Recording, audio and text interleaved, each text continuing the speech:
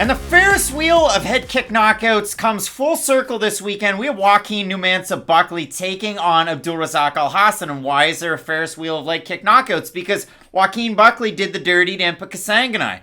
And then Joaquin Buckley goes out and fights Alessio Di Chirico, who then returns that favor. And then Alessio Di Chirico goes out and fights Abdul Razak Alhassan, and then he returns the favor. So now, if this fight doesn't end by a head kick knockout... Is there like a Homeland-style conspiracy board with all these head kicks connecting them? The only connection that I get, because I didn't watch Homeland, is when we're looking for Pepe Silva over on... over on Always Sunny in Philadelphia. But... Carol! When it comes to this fight, I don't know what Carol thinks, but I do know what I think, because for Abdul Razak Alhassan, it was a weird run, right? Like, he had those wins over Sabah Homasi, who's all the hotness, submitting the wrestler Jaleel Willis over with Bellator. So Sabah Homasi is on a really good run over there. Big wins that Abdul was able to get against him, and then he has the really long layoff. And it was really a mixed bag of, well, what are we going to get back from him? Because at 170, he looked depleted after the great first round he had against Munir Lazzez. So then he moves up to 180, he has one more fight at 170 against Chaos Williams. He gets finished emphatically and quickly. So then he moves up to 185, takes on Jacob Malkoon, gets out wrestled, even though he has a good judo background, which, hey, apparently Jacob can just go to the well with those takedowns and really make it gritty.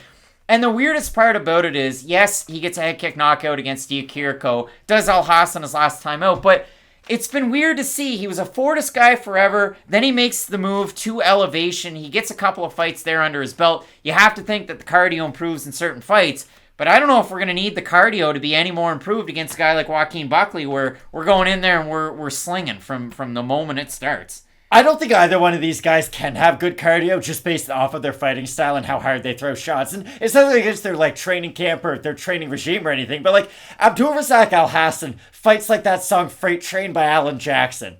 Wish it was a diesel locomotive. He just keeps on coming, and there's no stopping once he does have his forward pressure. Now, he does start to slow down once that cardio is depleted, but I agree with you 100%. This fight is the fight that you're going to look at and think, well, that's going to end in the first round. I don't really see another result.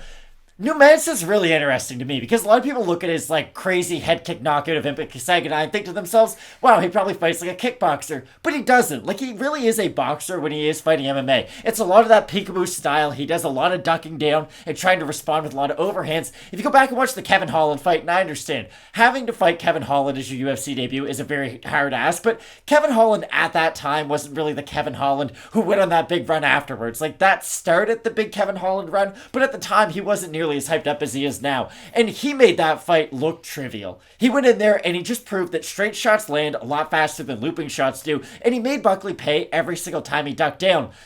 And as I'm saying that, I'm like, hey, he's not the only guy who's made Joaquin Buckley pay for ducking down. Alessio Di Chirico, who is not a knockout artist by any stretch of the imagination, was able to time one of those ducks and land a head kick off of that. Now, I know that was sort of a weird strike. It was a weird angle.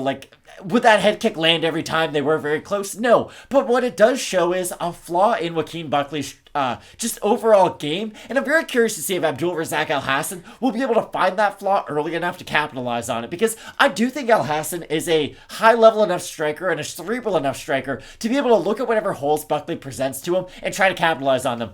I just worry about when he is going to make that adjustment because if he figures it out in the third round, it's probably a little bit too late for him to actually land that one big shot. But let's say Alhassan can get the read on Buckley in the first 90 seconds of this fight. I fully expect him to land a clean head kick and win. Oh, it's Kenny the Jet Smith. It's over. And when you look at it for Buckley, again, I'm eager to see what kind of changes we're going to see in his game. Because he's a guy that has been around to a lot of different gyms. Isn't it weird how he kind of brags about how many gyms he's been kicked out of? I don't know. I mean, Murcielago MMA, he's trained out of there in the past. It seems like he's at Extreme Couture right now, or he has been in the past couple of weeks on Instagram. Guys in the picture, Max Roshkov, a guy who had such a bad UFC fight that he just decides to we're going somewhere else. He's looked really good lately, and he's cornered a lot of fighters, too, and he's in that camp. Sadibou C, who, you want a good kickboxing look over there, that's good, and Chris Curtis was in the pick as well, so I'm interested to see what we get out of Buckley in this fight, but I want to talk about the odds before we move on much further. If you look at it for Joaquin Buckley, he is the favorite in this matchup. Again, I'm surprised by that. You got that 3-fight losing streak there for Abdul Razak Alhassan that's not that far removed from.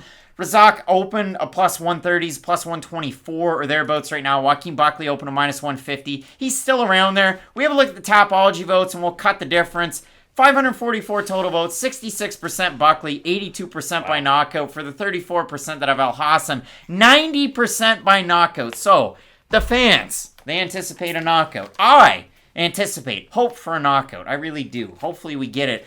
Matt, this really is a tough one, though, because both guys are one-hitter quitters and anything can happen. 100%. Like, this is the most heavyweight, non-heavyweight fight we've ever got in the UFC, because you're going to get two very fatigued guys in the second and third round, and I shouldn't really say that about Buckley because he doesn't really fatigue that much as fights go on. He just doesn't have a crazy amount of volume. He sort of falls into that category. Like, it's hard to really get tired when you're not throwing a crazy amount of punches yourself because he can rely on his own power. And he does have legitimate power. We've seen that throughout his UFC career, not just in that Impic Sanganai wild knockout. But again, most of his power does come from the boxing range and from his hands. So for me, I think Alhassan has a great opportunity to win this fight, but again, it comes down to distance management. If he can catch Buckley on the way in with either a big shot, like a left straight, or a head kick, then yes, he could win by knockout. But we saw what happened to Alhassan when he fought Chaos Williams. Chaos Williams closed the distance in half a second, hit him one time and flatlined him. Joaquin Buckley does have a very similar skill set to Chaos Williams. It's not as refined by any means. I will give Chaos Williams that respect. But Buckley could knock out Alhassan too. Not a great breakdown. Both guys could win by knockout, but I do slightly favor Abdul Razak Alhassan in this matchup. Matt going with Abdul Razak Alhassan, the underdog in this one. And he's a guy that, he's interesting the way that he holds his hands because he keeps them low. Too low for my liking, Craig. Likes to throw the leg kick as well, which could work against a guy like Buckley, who can come out in either stance, which is interesting when he's doing that kind of peekaboo with his... The old Alexander Hernandez. Really wild hooks that he's able to throw. I like Joaquin Buckley in this fight. I think, again, both guys are fast twitch athletes, and at this point, I just have to favor the younger fighter in a fight like this. I think at Extreme Couture, whether we're working in a little bit of the wrestling, at least maybe feigning for some of those takedowns, maybe you go Moicano feint, and then we throw the uppercut and just freak him out. But I am really eager to see this fight. We're split on the pick. Matt going with Ghana's own Abdul Razak Alhassan. I've got the man from St. Louis in New Mansa, Joaquin Buckley. Let us know down below. I'm sure this one's going to be a controversial pick as the week goes on. Keep it locked in with Fight Night Picks. We always say, let's get into it.